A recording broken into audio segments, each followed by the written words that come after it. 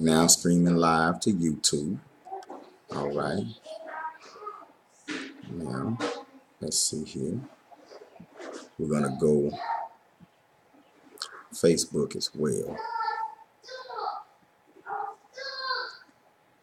Let's see here.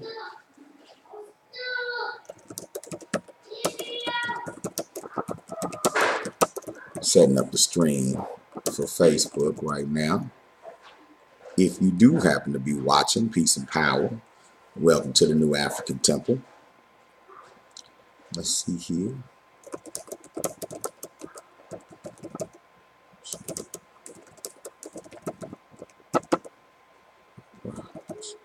We are the solutions to our problems. A few hashtags that we like to use. I'm still learning. Shout out to Marie Simmons. I'm still learning how to maximize this online platform. And getting some great advice, though. Getting some great advice. A few tags. Let's see here. Make sure it's public. It's public. All right. Connected to Facebook Live. Now, I'm going to go over here to my phone, y'all. You got to use multiple devices to keep up with the stream, right? So I'm going to come over here.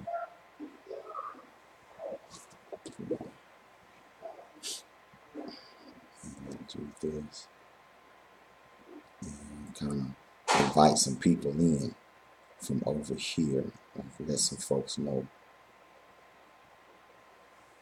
what we're doing. In the future, I'm gonna have like some music or something playing right now. And I get my broadcast chops where they need to be. You know what I'm saying? Let's see here. Let's see here. Sean Gales, what's up? What's up, Charleston White?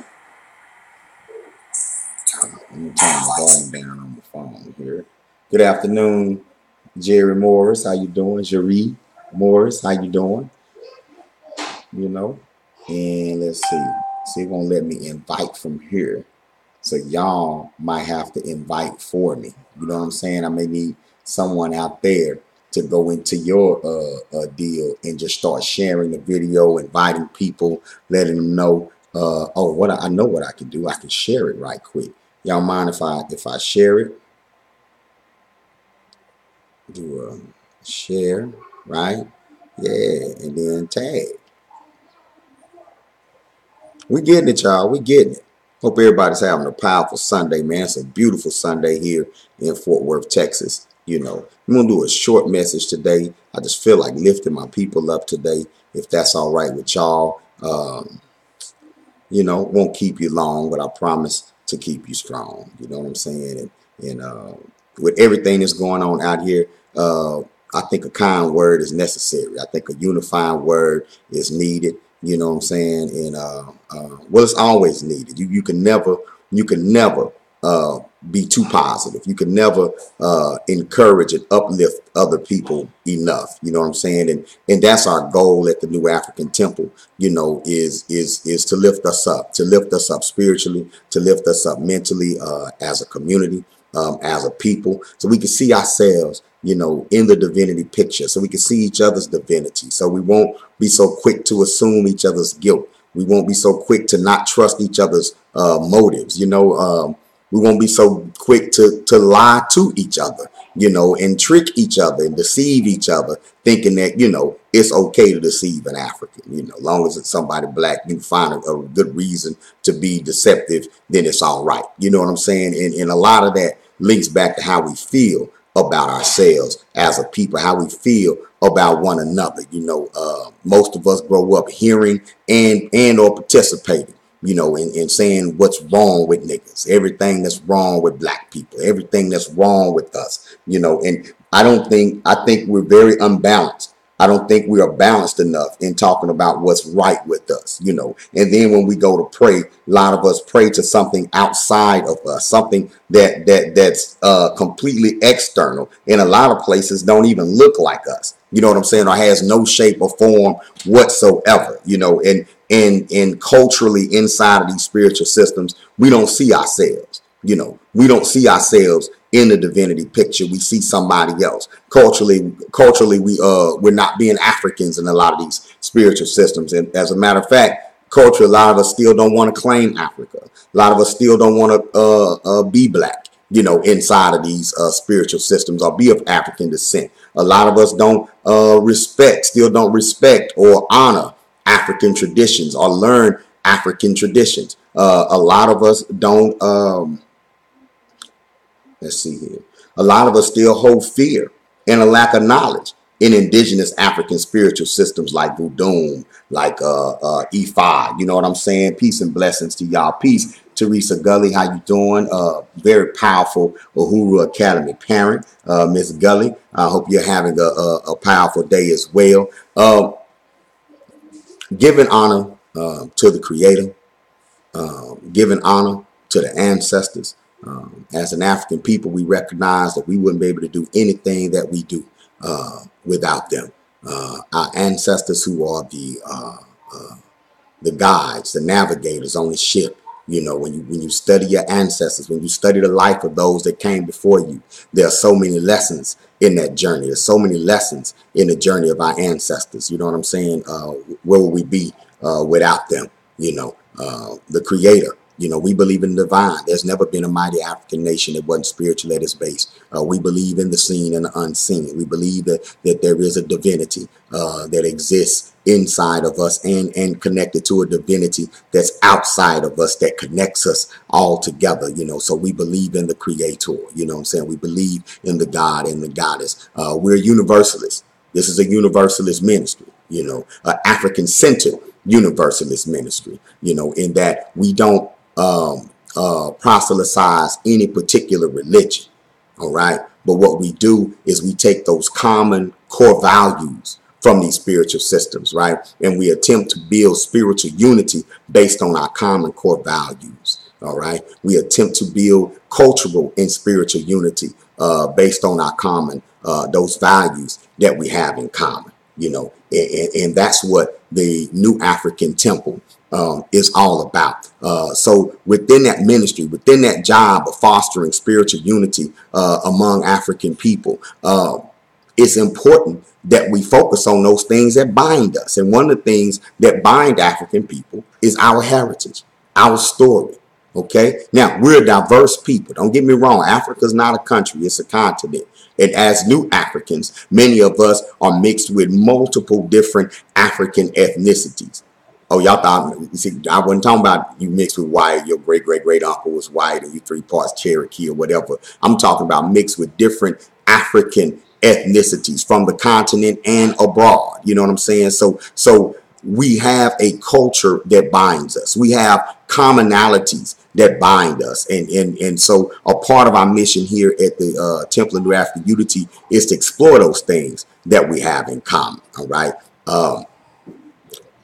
It's also important that we remove this negative stigma that's on ancient African spiritual systems, right? Like we study the Bible, you know, the African kings, a lot of African kings and queens in there. Most popular though is Pharaoh and Egypt, and you would kind of read the scripture and kind of make it sound like the Egyptians were the bad guys, and that God saved the Jews from those evil Egyptians. And what that story does, it kind of keeps us away from studying ancient Kemet, right? Because it was Kemet before it was Egypt. And it also gets us away from studying the foundation of the very scripture, you know, that you've been reading your whole life, right? The actual walls that scripture was originally written on is located in Africa, in Kemet, and it wasn't written by Greek Egyptians. It wasn't written by Socrates. It was written by black people, African people, right?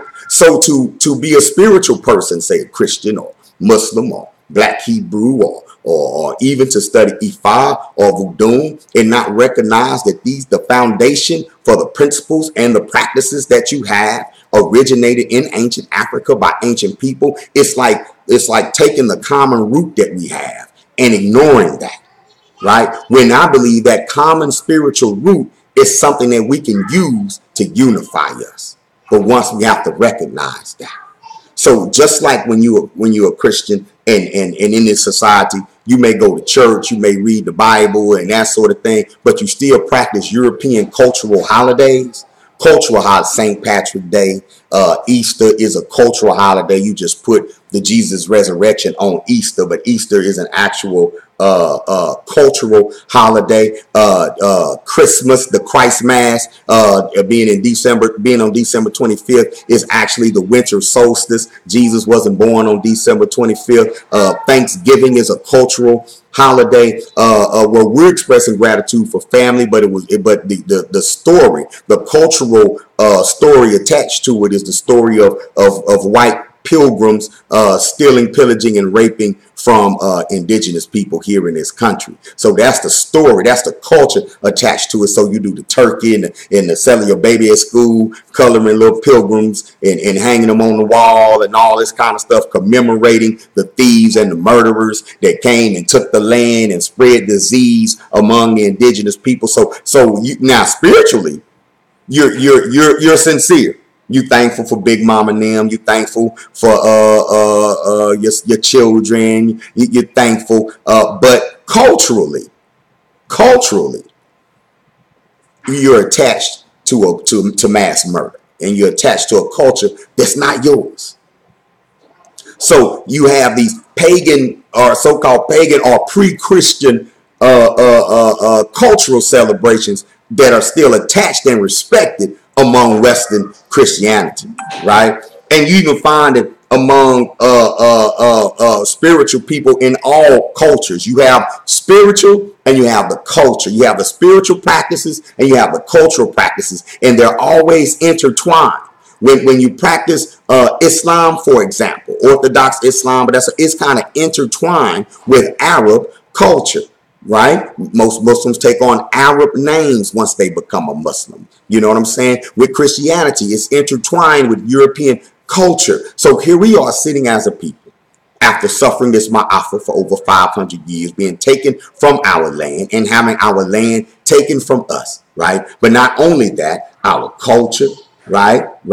Our four ways, our more ways, right? Taking that from us, right? Now, being disconnected from our ancestral heritage. That's the only reason why there's a debate as to who are we, is because we were disconnected in the first place. Another reason why there's a debate as far as who are we is because we're something new. Because black people in America represent a new people. Not only are we blended with indigenous people here, black people that came to the island. See, Africans sailed the world before Christopher Columbus. Sorry, y'all who don't believe that. I believe that. I believe in the work of Dr. Ivan Van Sertima and others who asserted that Africans were traveling the world. Africans were migrating out of Africa anyway, thousands of years ago. So Africans migrated out of Africa hundreds of thousands of years ago, populated the world. So when people came across that water and hit them islands, it was people already there. Some of those people have been there thousands of years, and some of those people look just like LeBron James. Some of those people look just like you. Yeah, right? So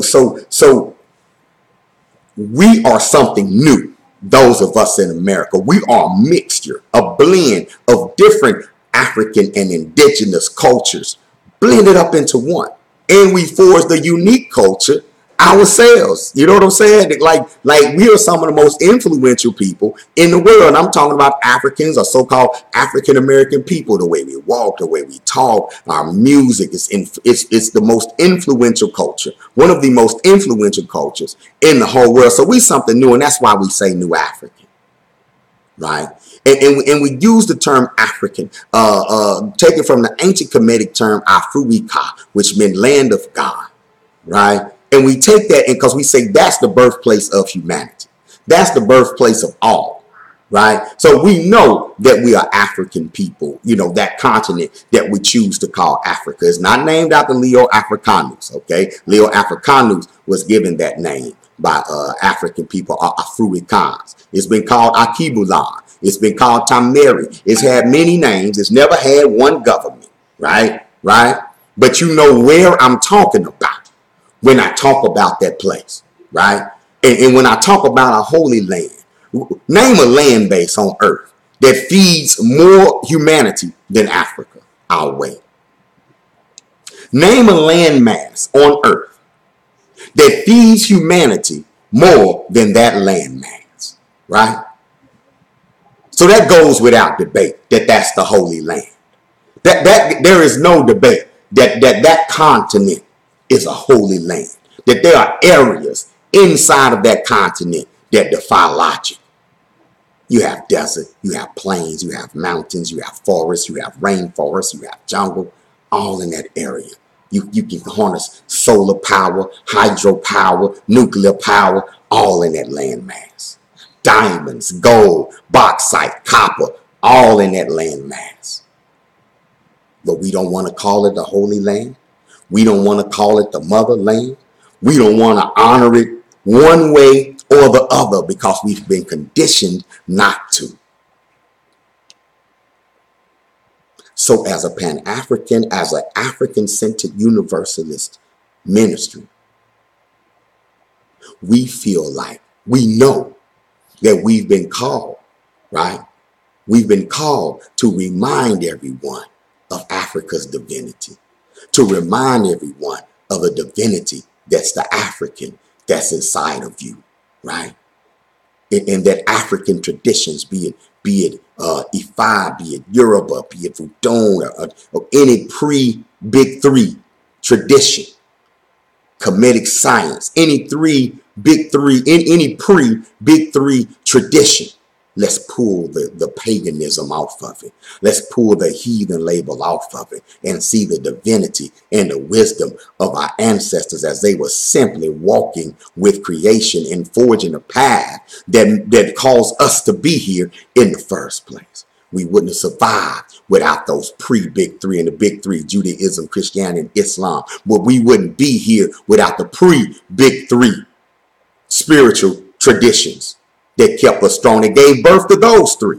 We wouldn't be here without those people, without those ancient Kemites, without those ancient Nubians, those ancient Cushites, without those ancient Ghanaians, those ancient Malians. Without them, without Songhai, we wouldn't be here. Without Great Zimbabwe, we wouldn't be here. Without those who traveled up the Nile, forging the first spiritual systems that the world would ever know, looking at the stars, reading the universe, learning the relationship between the what's above and what's below, and writing it down, mastering survival to the point where they could study. See, when you don't master survival, when you haven't mastered your means of survival, there's no time to study. The only thing you can study is survival. Only thing you can study is how you're going to get something to drink, how you're going to get something to eat. We come from ancestors pre-Big Three. But before they put the name Allah on it, before we put any of these other names on it, we come from people who master survival to the point to where they could study the universe and begin to write it down. And they began to build on what they wrote and begin to enrich their way of life based on what they were learning. We owe them. We cannot forget them. We cannot forget those. We can't cast them off as heathen ancestors. You know, we can't cast them off talking about, I don't want to be connected to them. Now, you don't even know them. We don't even know them. And we need to get to know them. We've been told they were bad. They were no. Look at Prophet Muhammad, peace be upon him, and stop there.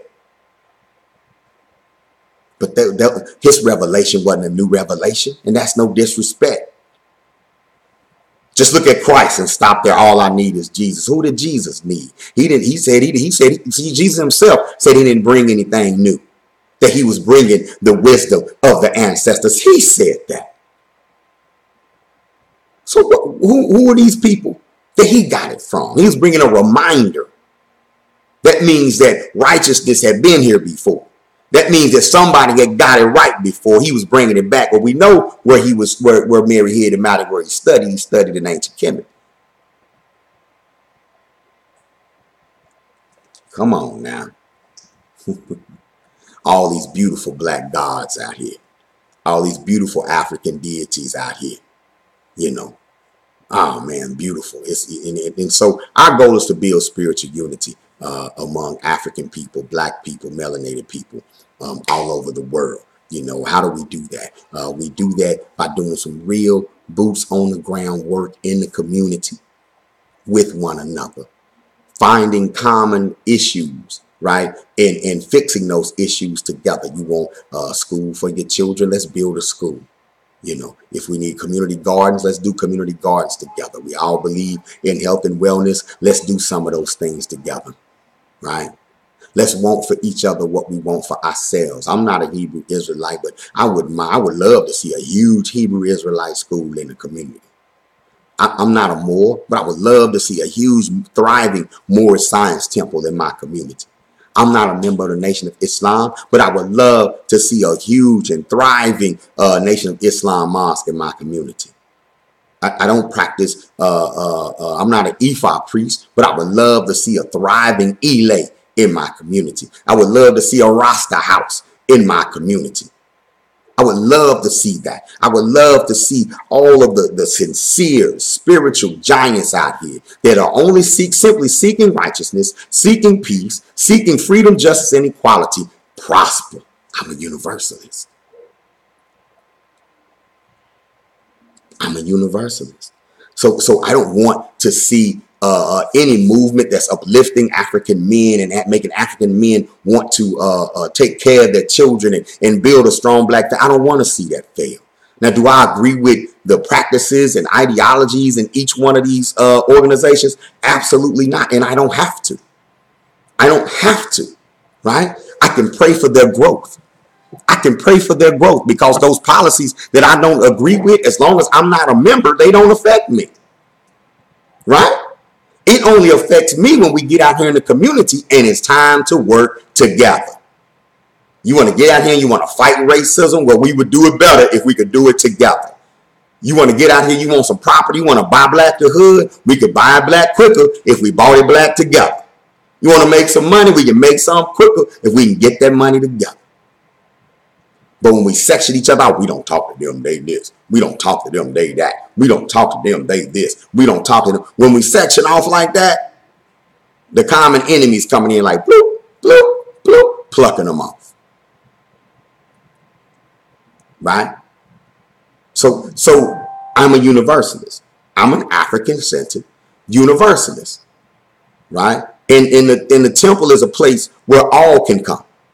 As far as African people now. African people. It's for us. This is our thing. But every spectrum of the African tree can come. Right? You could come here. Christian, you're welcome to come. Just understand every deity in our place is black though. Just understand that we recognize you might hear something that sound like a scripture in your book, but I'm pulling it off the walls and Kemet and giving Kemetic people the Kemetic, Amin and all of them. I'm giving them credit and not Job. Or you see what I'm saying? But you'll recognize it when you hear it, right? I like that. So say if we work hard apart, we don't have to worry about having anything together, you know. And you know, if we work hard apart and you build what you're going to build, and I build what I'm going to build, because we have something at stake, we'll instinctively know where we need to be unified at and where we need to give each other space. But if we ain't working hard, if we spending more energy attacking one another, right, than building what it is you say you're focusing on, building on your own personal character, right, then it won't get done. See, I'm comfortable in my African-centered universalism. I'm comfortable in my universalism. So I don't feel threatened, you know, by another spiritual system. Because African-centered universalism is a spiritual system within itself. Oh, learning how to love African people, that's a whole religion. Learning how to work with African people of different ideologies and building unity among African people and lifting the spirits of African people using the Africanness inside of them, that's a whole religion by itself. Most religious systems, spiritual systems, believe in a resurrection. So some sort of resurrection. The Muslims say the great Mahdi. They believe that the most honorable Elijah Muhammad, peace upon him, was the great Mahdi, the return, right? The returner. Christians believe that Jesus is going to come back, right? Well, African-centered universalists believe Africa's going to come back. We believe we going to come back.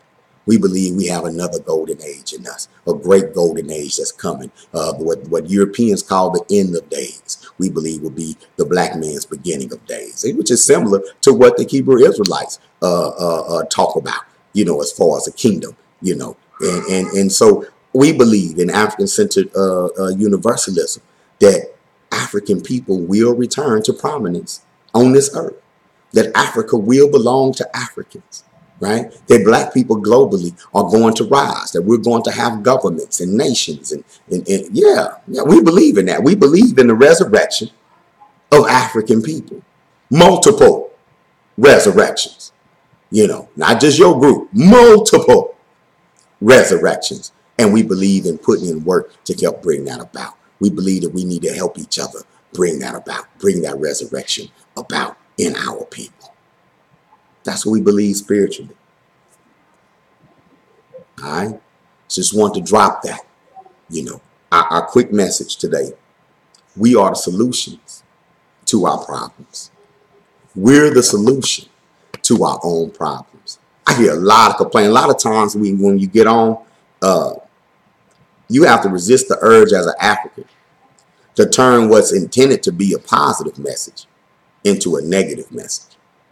Because one easy way to solicit amens and that's rights is to talk bad about us, to criticize black people. Like that's easy. That's if I just want to get on here and get a bunch of likes and get a bunch of that's right, Baba, teach Babas. All I gotta do is just start criticizing us and talk about the stuff that we don't do, can't do, won't do, right? All I gotta do is get on here and start talking about how stupid we are, how dumb, we just can't get this on, we can't do this, we can't do that. And woo, you can get a huge amen corner like that. You can get we can have a big old black folk shaming party. But that's not what Temple is. Temple is a big old black upliftment party. Temple will get on your nerves. The Temple message is supposed to get on your nerves. You're supposed to turn this off, say, oh, he ain't got nothing but good shit to say about black folk. That ain't real. See, you need to go on and go.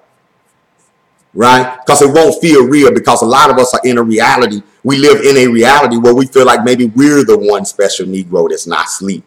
We live in that reality where we're the problem. We're the problem. We're our worst enemy. We're this, we're that. And we live in that reality and we don't even want to hear that we're the solution. We don't want to hear positive things about the other gender.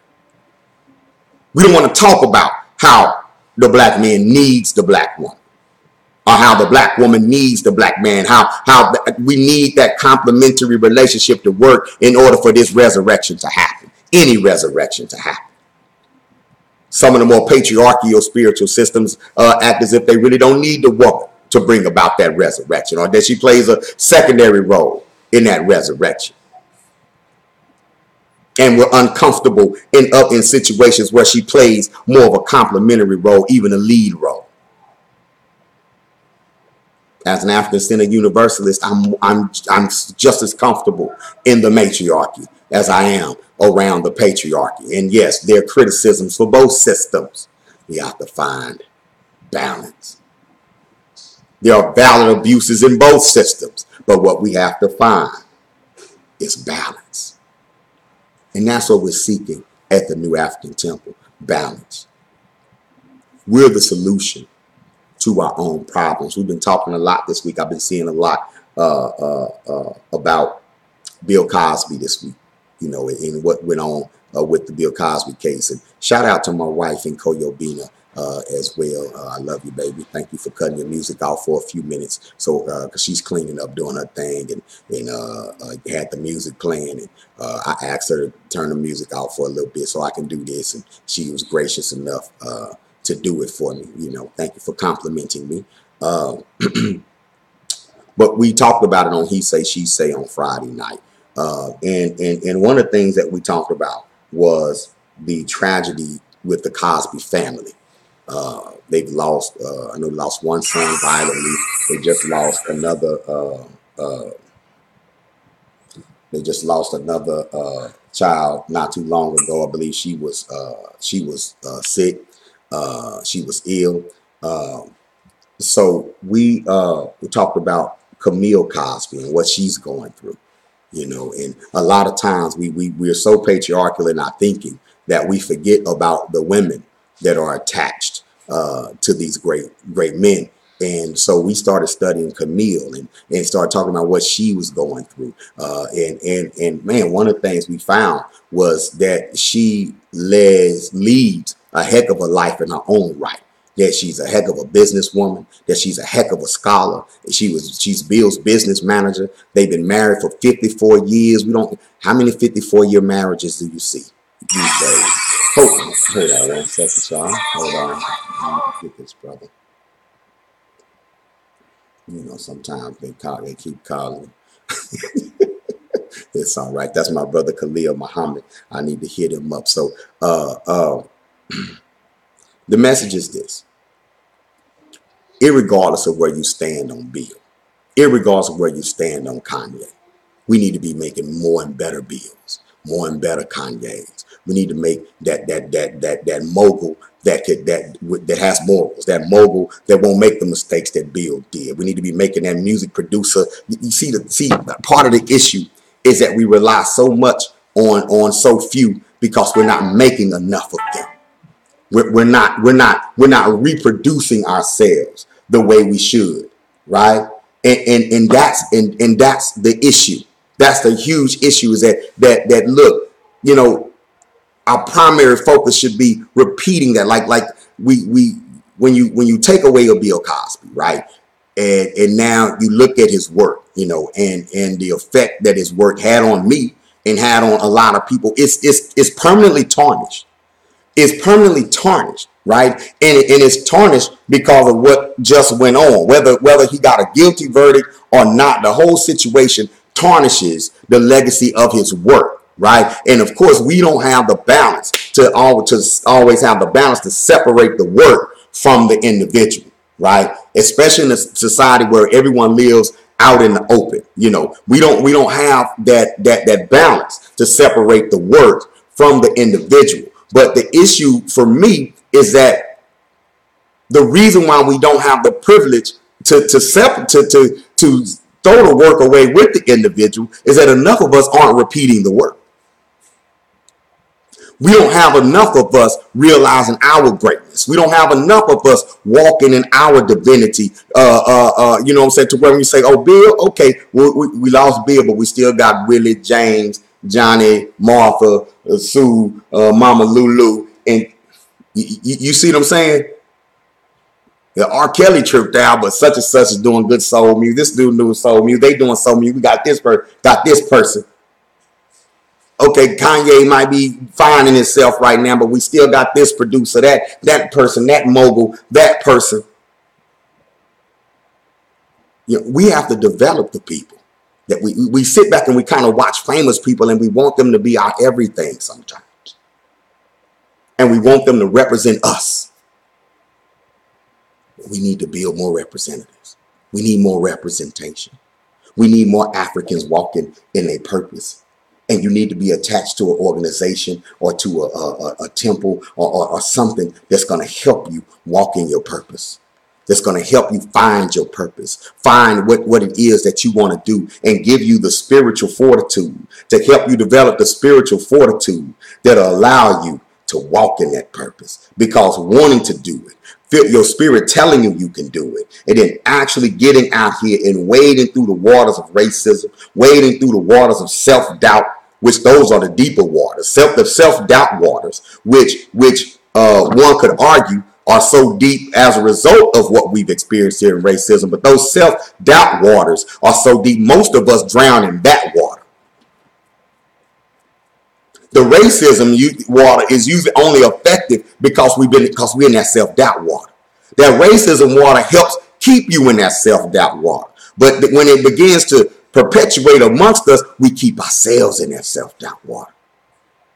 We keep ourselves there like, you know, niggas can't do this. We ain't gonna do that. We ain't gonna do this. You know. Or we tell ourselves, I wanna wish I had a farm, but nigga can't have no farm. I wish I had 100 acres of land, but they can't have no land. Like we stop it. Those self-doubt waters, right? And we got to pull ourselves up out of that. All you got to do is give an African a drop of self-confidence and watch what happens. Pew, a drop or two, a sense of self. Watch what happens. And collectively, when we have a sense of self, watch what happens. It's okay to debate. It's okay to have a difference of opinion, right? But let's be strong enough to where we know that a difference of opinion doesn't make us enemies. Only when my actions hinder your survival have I made yourself my enemy. And we're doing that to each other. We are doing that to each other. We are making ourselves each other's enemies. There are men who are enemies to women. And there are women who have chosen to be enemies to men. Absolutely. And we need to build spiritual systems that help heal that rift. We need to build spiritual systems that don't take you in your corner for your God, my corner for my God, and we come out with two different messages from two different gods, and we all at odds with each other. We need to recognize that we're God together, that we're the creators, and together we are the whole. We're the sum of the whole when we work together, when we complement one another. We're the solution to our economic problem. We're the solution to our education problem. We're the solution to our health and wellness problem. We are the solutions. There are so many, I know so many African geniuses, so many black geniuses out there that have plans that they're implementing, plans that they want to implement. And we just need to continue to work and grow, pulling people together. That's what RBG Family Weekend is about. Our ministry has been the backbone of RBG Family Weekend since its inception. We're on weekend number 7. It's our ministry that preaches the black love. It's our ministry that says we're going to serve our people when they get here. It's our ministry that says we're going to resolve our issues when our people get here face to face. It's our ministry that says we can be among the people. We can move among the people, be of the people, be a part of the people, learn from the people, pull divinity out of the people, see the divinity in our people. It's our ministry that says, go back to your community and build on what you know. Build on what you know. It's that energy that helped to motivate Africans like Mente to go into Memphis and for them to build and maintain smooth living. For Jamila Heyman to do Serenity in Memphis, to retire from teaching in Chicago, move to Memphis, begin educating, becoming an African-centered educator in Memphis and opening multiple businesses. Shout out to Elnora in Little Rock, Arkansas, just opened her restaurant this past weekend. Shout out to all of the families that we've married that are working it out, that are building strong black families. Shout out to all those Africans who've corrected their names and walking around in pride right now, holding on to a name, a new name, ready to build a new legacy. Not to shame their ancestors. No. Proclaiming their ancestors, honoring their ancestors by taking on a name that's more befitting of their ancestors. Shout out to the Uhuru Academy, our African-centered school. This is our ministry, y'all. This is African-centered universalism. If you were motivated today, if you were motivated, if you come away from this feeling stronger today, then that's mission accomplished. Brother put in the comments, he say, you opening me up to ancient Africa. That's the goal. We don't come from heathens. We don't come from evil. We don't come from people who worship the dead and worship animals and all that. No, we come from people who are scientists, mathematicians, spiritual scientists, spiritual mathematicians that study and master nature. And we need to get some of those attributes back. That's who we are. We are beautiful people. Do we make mistakes? Absolutely, we make mistakes. And we need to be accountable for those mistakes. But we're not going to fix it if we don't see our beauty. Nobody from the outside is going to fix us. Nobody's really trying. They're just trying to exploit your weaknesses. Nobody's trying to fix us. If we're going to fix us, then we have to do it. But our speech has to change. The words we use, the words we invoke, they have to change. We have to start pointing out the positives. We have to point out the goods, the greatness that is us. And we accomplish great things every day. Every day. You have to find the part that's right with us, that'll fix the part that's wrong with us, that's bothering you so much. I can't stand it. Black folks don't support black-owned businesses. Well, what is it about us that'll lead us to supporting black-owned businesses? What is it about us? What's the strength we need to be tapping into that we're not tapping into that'll lead us into doing it? I say it's our history.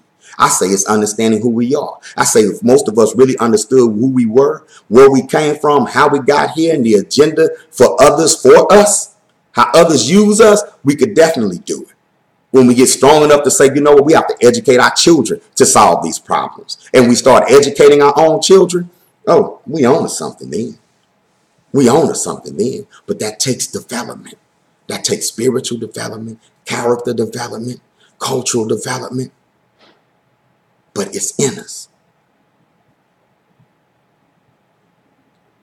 Black men are dogs. Black men this, black men that. Well, you know what? Black men are the solution to black men's problems. And we have to learn what to tap into African men, you know what I'm saying, that'll get us back to revering the African woman. Some of us don't know that we've ever revered the African woman before. Some of us don't know that. Some of us have no idea that there was always a goddess if there was a God. Some of us don't know that. Some of us only know that it's a Father, Son, and the Holy Spirit. Ain't no woman in the divinity picture. Some of us don't know that. And then some of us who do know it don't buy into it or look at it like, oh, that's just some African mumbo jumbo. That's the problem. You know, you need to look at those. That's what you did when you were free. That's what you believed when you were building pyramids. That's what you believed when you building temples. You believed in a god and a goddess. When you had your own nation, when you had your standing armies. The Nubian archers believed in a god and a goddess. Imhotep believed in the gods and the goddess. Khufu, who built the Great Pyramid, the greatest structure on the planet Earth, he believed in a god and a goddess.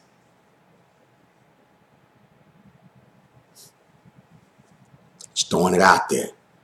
Maybe tapping into that. Maybe seeing the black woman as God, as a deity next to your male deity. Maybe that'll help you get back to revering her the way she deserves to be revered. But you got to tap into that. We have to tap into that. Whatever it is about black folks you can't stand, there's something inside of black folks that can fix it. We are the solutions to our own problems. I'm hoping that makes sense to y'all. So look within. Look at your own character, your own Iwapele. Look within. Who are you? Where do you fit in all of this? What is your spirit telling you to contribute? What is your spirit telling you? Have you reached your potential? Or are you still fighting to reach your potential? Let us help you. Become a part of the New Afrikan Temple. Let us help you. Let us help you with your walk in consciousness. You just woke up. You say, I'm woke. Let us help you with that walk. Let us help you. Let's help each other with our walk in African consciousness. Let's create a family that supports one another.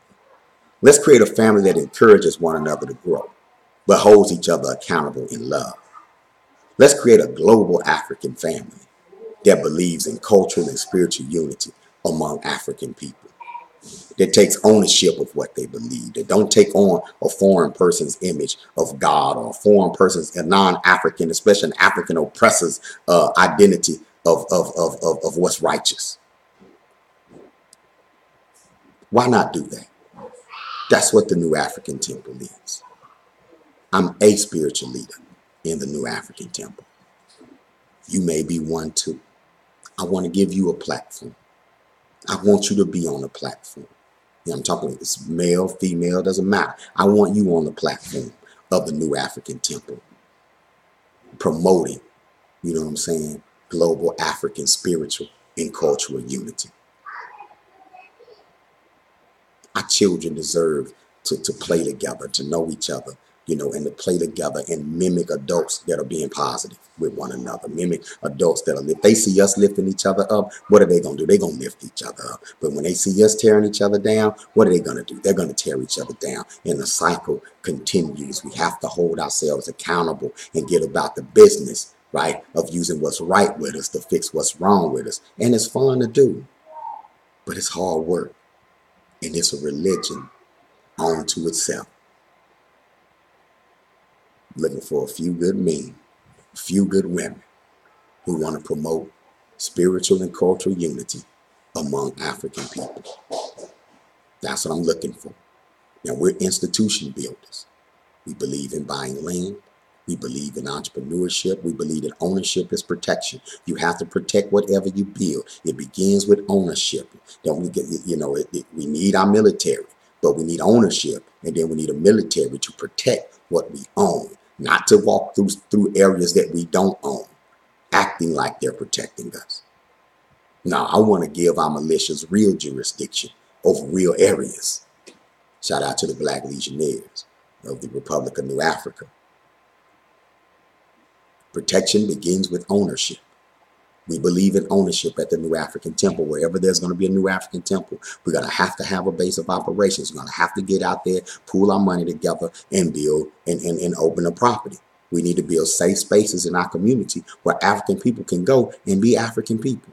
Y'all, I've seen firsthand with the work we've done over the past 8 years here in Fort Worth, the positive impact that African consciousness can have on the Black community at large.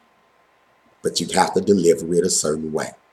And you have to have a certain type of patience. And you have to have a certain type of spiritual discipline that we've developed over the past 27 years of being involved.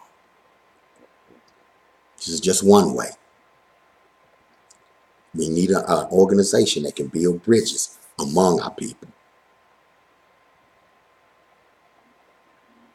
That's the New Afrikan Temple. You with me?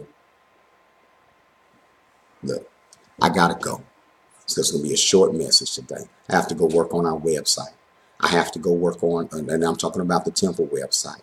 I have to go work on our membership criteria. I have to go and work on our multimedia page. And that's so that we have to spread this platform. We have to stand up and be unashamed about our stance, like our stance on our need to build cultural and spiritual unity amongst one another. Respect each other's autonomy. We're not all the same thing. Respect autonomy. I ain't talking about no drones. I ain't talking about no core. I'm talking about not being scared of each other. Go do your thing, Rasta. Do your thing, Muslim. Do your thing, E5. Do your thing, Comedic Science Warrior. Do your thing. I'm not your enemy. And if we don't argue, let's argue over deeds. D-E-E-D-S, land. Let's argue over resources. Let's not argue over ideology and walk out the room, refuse to work each other because we don't believe the same thing. Let's not argue over gender, then walk out of the room as if both the Black man and Black woman, as if the Black family isn't under attack. If we continue blaming the other gender for our inability to strengthen our families, how are we going to get there if 90% of our conversations point out what's wrong with the other one? We have to balance that. We have to balance that by learning how to talk about what's right with one another as well. We're going to interpret what we see in the news different ways.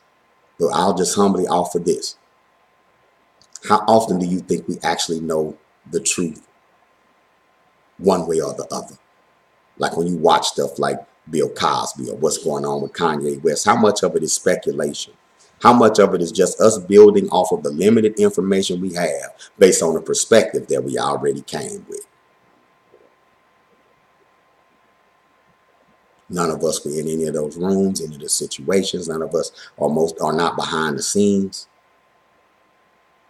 So when we start discussing it and you talk about what you believe, I talk about what I believe, that's based on perspectives we already brought to the argument. So long as we understand that, right, we can go ahead and talk and enjoy talking, knowing that no one's going to come to a definitive solution. because most of what we're talking about is belief and interpretation. So when that conversation's over with, all right, let's get back to being positive. Let's get back to building and encouraging and uplifting one another. Let's get back to that. You know why? You'd be like, while I don't agree with your perspective, I do see power in your words. While I don't agree with what you're talking about, I do see the power in your conviction. While I can't rock with your movement, you know what I'm saying? I'm over here working on what we're doing, and you know what? We'll compare work. We'll see how it comes out in the end. And if you ever see the error of your ways, and I see the error of mine, I pray that we are humble enough to come together and make some things happen, some righteous things happen. But if we use it to prevent us from working together, if we use it to continue to cause us to skew our opinion about our own people, about ourselves, then I don't see how we'll rise up out of this condition. Hopefully that makes sense. We are the solutions to our problems. All right, I need y'all to do some things for me before I get out. Start a new YouTube page, Baba Amin TV. If you go to YouTube and just put in Baba Amin channel or Baba Amin, my channel will come up. I need you to subscribe to that channel. That's the channel. That channel, Baba Amin TV, is where we're going to be posting videos. Our broadcast from Temple. It's where we're going to be posting lectures. It's where we're going to be posting just small videos, interviews, events, and we're going to open it up for others to have a platform as well. If you have a blog that you do, a video blog that you do that's promoting African cultural and spiritual unity, we want to provide you with a platform. We're going to be working with brothers and sisters who know how to get your SEO popping, your search engine optimization popping, and we're going to do what we got to do to spread black love, because we believe that black love is the foundation of black power. That don't mean that we all kumbaya. That don't mean that we all going to get along. That's not what that means. That means that we know where the lines are. We have enough balance, but we don't cross those lines to where we cutting off our nose to spite our face. Black unity ain't all black people being best friends and buddies. It's being in strategic positions to have a united front against those who would exploit us, and a united front to propel our people into the future. If you believe in that, you believe in that. You believe in this. Ashe? All right. And shout out to all the entrepreneurs. If you're an entrepreneur, please put your business in the comments. Anytime you come on to the New African Temple live stream, put your business in the comments. We're going to have special guests on the streams in the future as well. You know what I'm saying? So we're going to get to inviting some cats like Tahir, RBG. Matter of fact, we plan on being, if ancestors say the same, we'll be at Akamalu Fest next week in Gainesville, Florida. I'm going to, again, if the signal says the same, I'm going to broadcast live from Akamalu Fest and bring in some of the brothers and sisters that organized that great event. And we're going to have guests on. You know what I'm saying? Sometimes you might have a black love testimony, and I would love to bring you in on the live to give your black love testimony. Maybe we'll divide the broadcast up into different segments. You know what I'm saying? Where where we're just lifting each other up. I need some music, positive African-centered music that we could play during the broadcast. You know what I'm saying? And I know my wife and I have stuff. I'm going to start playing that. I know some other, like some RBG artists. I know some spoken word artists. I want to create an environment where you can come and you just feel good. You feel good about being an African. When you mad, you done did that African done did you bad, you just come and say, whoo, I got to go somewhere and remind me that we are divine people. I need to land somewhere to remind me that we are divine people and that ain't nothing wrong with us, that what's right with us can't fix. All right? I want to be there for you if you want to correct your name. If you want to take that step and say, you know what, I'm tired. Like for me, I traced our ancestry and we know we came straight off of Parker Plantation in Jefferson, Texas. We threw that name in the trash. They treated my people like trash. We threw that name in the trash. Some of you may have a similar history. And you want to correct your name and build a new legacy for yourself and for your family. We want to be there for you to help you with that process. If you're ready to get married, If you're ready, you and your complement are ready to tie the knot. We want to be there. We're licensed to do that. We want to be there to actually facilitate, do some counseling with you all, and facilitate your wedding as well. We do that at the New Afrikan Temple. Oh, we have a whole African-centered wedding that we do, like a whole ceremony that we do. So before you go to some of the big old companies and white companies on the little Bridezilla shows, come holler at us. We got people, sisters. We got some sisters that'll make your dress, that'll make your stuff and the brother stuff. We have a whole wedding package, African-centered wedding package, okay, that's just waiting for you. Just waiting for you. All right, and we got some folks that we work with that that are stupendous. So we want black families to come together in style. All right, so we offer that as well. The Uhuru Academy. This is our last month. We're out in June for the spring semester, but we are having a summer session. 2 summer sessions for the month of June and for the month of July. I'll be releasing information for that. It's going to be purely online. We're going to be going Monday through Friday from 9 a.m. to 1 p.m. And that's on my wife's advice. 9 a.m. to 1 p.m. We'll be going Monday through Friday online.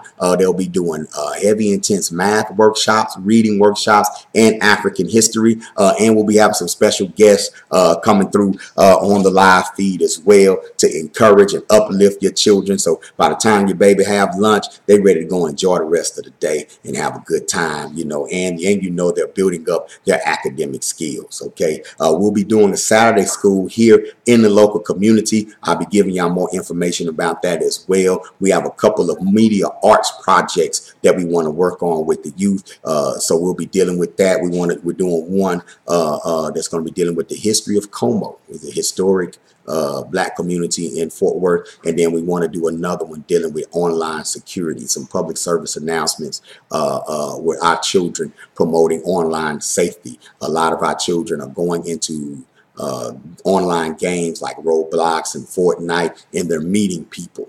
And you have predators, you have pedophiles that troll these games, looking to trick someone into giving them their personal information, that sort of thing. And then you got people that are that ain't trying to kidnap nobody, they're just inappropriate in the comments. You got people that are just talking crazy in the comments. Some of them children, some of them grown folk having very nasty conversations with children in the comments. You know what I'm saying? And so we want to promote strategies to help protect your child from falling into these sort of situations as well. Your child has a whole life online now. Our babies have a life online. Do you know who your baby is on the internet? Right. So we're going to be dealing with that this summer as well. Looking for volunteers that want to teach a class. If you have a unique skill, we would love to bring you in on the live video feed. You know what I'm saying? To teach a class, to do a workshop, just to encourage the babies. Please get at me, get at my inbox for that. We are accepting donations for the Uhuru Academy. The community donations allow us to keep the lights on, but it also allows us to do those extra things, that we like to do with our children as far as field trips, providing computer equipment, that sort of thing. We're looking right now to get transportation. So we're raising money to actually have the vehicle. I have an expedition outside that just needs to be fixed and put on the road, wrapped in a Uhuru Academy. It can seat about 8 to 10 small children, but we want to get us a van. We want to get us a 15-passenger van or a small school bus as well. We're looking for property. All right, we're looking for property as well in the DFW area right now. So anybody got their eyes on some commercial property, let us know. Shout out to my wife, Nkoyo Bina. She is a licensed doula. If you're looking for the best birthing coach in the game, you need to get with Mama Nkoyo. You can inbox me for more information about her. Also, she's doing hair now at I believe it's 6762 or 6267 McCourt Avenue, the MVP Barber Lounge. Mama Nkoyo is in there right now. She has a chair. She's doing hair. She does locks. She does braiding and other styles as well. So you want to support that. Support black-owned businesses, y'all. Support black-owned businesses. Mama Nkoyo is also a public notary. If you need something notarized, get at us as well. And we have the Ideal Business and Tax Services. We partner with my sister Stacy Parker. We don't only do income tax; we do business taxes. We do taxes year round, y'all. So definitely want to get with us about that. If you're trying to get an LLC, 501c3, anything like that, get with us. We'll help you build that structure as well. All right. So we have a lot going on, and I thank the Creator that we've made it this far. But we're not going to get any further without you. Asante Sana to everyone that's helped us to this point. But y'all, we at a crossroads right now where we really got to be about our business, and we really have to get out of our own way so we can take things to the next level. That's where we are right now. I'm pointing at me, right? So you're going to see your brother pushing hard, organizing harder, because we are on the threshold. Some great opportunities in front of us. Great opportunities. We are the solution to our own problems. I'm not sitting here crying at my obstacles. Not doing that.